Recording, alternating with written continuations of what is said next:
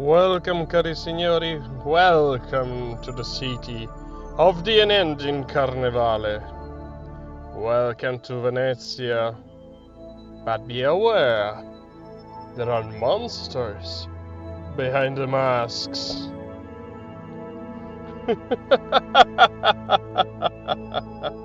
Hello everybody, it's Dario here from the Monsters Behind the Mask, the podcast about Carnevale, the miniature game from TT Combat.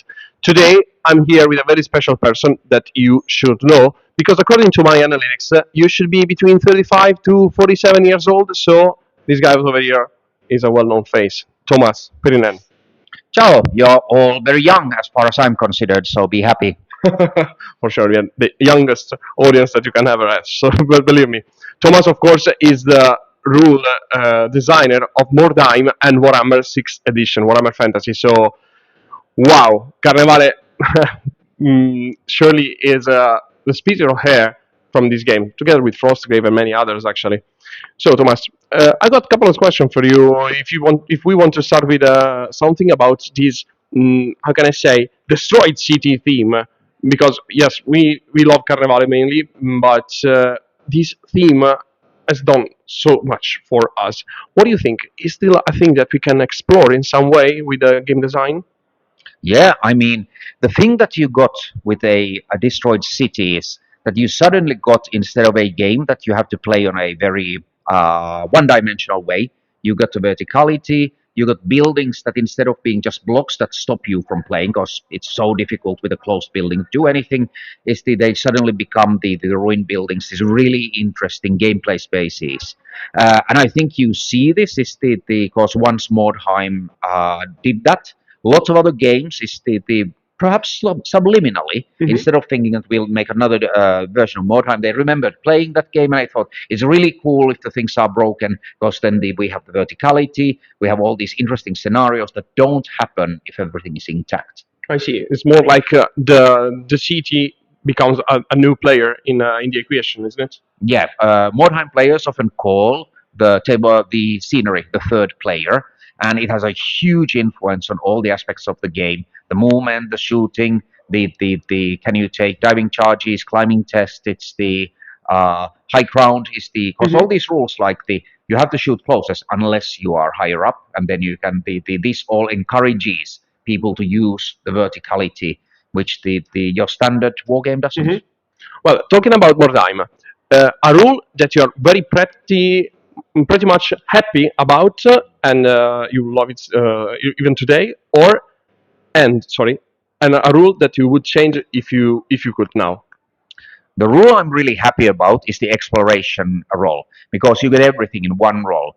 You get your income, you get to do this cool stuff with exploring the city, you have the later on in the game, you have ways to modify it, and they have this real feeling over the campaign that you're pushing deeper and deeper in the city, and it's always exciting, but it's never useless, because even if you discover nothing, you still get your money. Sure. So it's never wasted, and I could do that in one role. Especially you are tired after the game, you don't want to have a very, very complex mathematical calculations and the timing, and you want to feel rewarded. So that's the rule that I still think I'm super proud of the feeling of depth that comes from just one handful of dice instead of multiple rolls. And then what I would change, I mean, really, the core mechanics was based on the Warhammer 5th edition, because that was a brief. Its job, Mordheim originally, was to bring players to play Warhammer Fantasy Battle, and of course to use the core mechanics, because it would have made no point to contradict the current edition of Warhammer. So lots of time, quarter of century has passed. So I would look at the how would I modernize the core without losing the soul and essence of the game.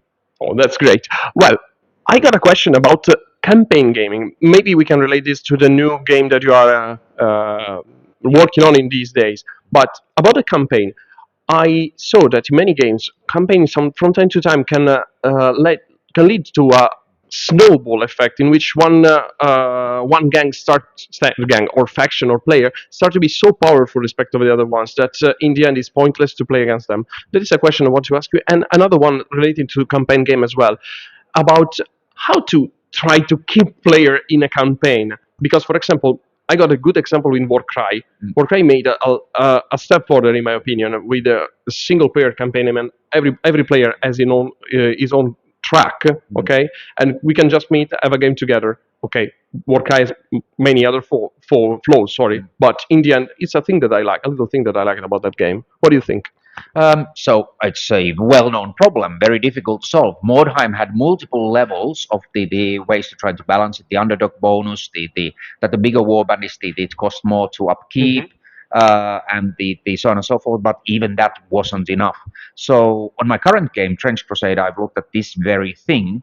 So one of the things is that let's say you get wiped out in Trench Crusade, because you're part of a larger faction, you get to call for reinforcements. So after each battle, the cap of the warband value rises. Okay. And if you've been devastated, like your warband's half gone, Okay. You can say no. I am gonna skip the rest of the post battle and call reinforcements, and you can build your warband to the threshold. Great. So that even if you were completely wiped out, is the you get back. I mean, of course, the other warband is still rewarded because they get to do trading, exploration, and so on and so forth. But at least you are on the same level, and whoever survived, they keep all their stuff and so on and so forth. That's the one thing I've done. It works because in Trench Crusade, you are not like a rowing bandit. You have a large army or nation or power behind you, so you can say, "It's the commander, help! We are being reinforcements," which I like more than the in some games they change you if you lose too much, so you start doing something else. The other very important thing is, and this is what I used in the campaign packs that I wrote for GW, is that all the previous campaign matches matter. But the final game of the campaign, everybody still, it is possible to win it. If there is a winning warband that's is ahead, they will have advantage, of course. But the other warband, the final battle, there is always you can't get into a situation where you've already won the campaign. So this gives you a chance to stay there. I'm also limiting the standard campaign into 12 battles. Okay. So you know how long it's going to last rather than it being open-ended. And these are difficult the things, because on the other hand, you don't want the winning warband feel that I gained nothing. Okay, so it was pointless, my victory, and it doesn't build me towards the final ending victory. So these are the ways that I am balancing them. But these are very old and very tough nuts to crack. Yeah. But that's the angle I'm taking. Wow, great. Thank you for the answer. Very insightful, really. Well, one last question about you. We are talking about game designing here. What's your approach to game designing? I mean, you have a really cool mechanic that you want to exploit, or you prefer to start from a setting and then work out the rules for that setting if you are in the void, okay? Yeah. Well, if I get to choose, I'll start with the lore and the setting, because to me, and again, this differs greatly from designer to designer. Some start with the game mechanics, but to me, I need to see in my mind's eye what I'm designing. I can't do it in abstract. I'm that kind of a designer. It also means that if you have a great artist or a writer you're working with, their imagination feeds you as well. You see something, whoa, what a cool gun or sword or a warrior. Okay. I can make in my mind the rules as to how this character would play in the game. While if I take the other approach, it's that I plan a role for the warrior. It's you tend to become very formalized, like all the factions and the warriors in your game start to resemble each other, which then leads into a much, maybe more balanced, but the much more boring the faction selection, because you really want people playing the game be super enthused about their faction. And we humans, it's as psychology teaches us, we start with emotion and then we try to justify it, not the other way around. So I act in the same way. A great lore setting art gets me emotionally invested. This is great. It's which then feeds, allows my designer brain to start generating the rules for it. There are other designers who will say the opposite or something else, but that's my way. Great. One last question, and you're free to go. About Mordheim, this one. Yeah. Mordheim was left for dead by the owner company by decades, but it's still flourishing. You made a game that apparently was meant to last. So my question is, what's the secret recipe? How can you do a game that is lasting way after its official death, it's amazing. Yeah, and growing. I mean, it's probably bigger now than it's ever been, which is very, very, very impressive. Uh, Really, I would like to. If there was a formula, I would do it in every game I make. Because I'd like to make classic games and nothing else. But it's the world doesn't work that way. When I'm looking back, I think there was a. It was still time in GW when you could.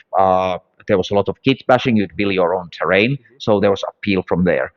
It was the one game where the GW said to John Blanche that you can do whatever you want with the art, run with it. And that's why it has such a strong vision. And while still, despite all the advantages of the computer assisted art, it's still today is considered like an absolute top notch. Because there is a strong real artistic vision. And I think the for me it's the lore of the game. It came from the moment on time in the world. Like everybody was afraid of the year 2K and the Mayan calendar ending. So the theme of the end of the world was already there, and that inspired me to create a game about, well, what if it happens? And the end result was Mordheim, and then all the rules were supporting that vision. And you look at all the factions. I had such a great people working with me. I had an opportunity that most people working in big companies will never get to have so much freedom. And the time of the world was right, and I had people who are titans of the industry, starting obviously with John Blanche, but the Karl Kopinskis, I don't have to tell you how popular and how good he is. It's the Dave Gallagher. I had Alessio and Rick working with me. I don't know if a tabletop miniature game there's ever been a more capable team put together.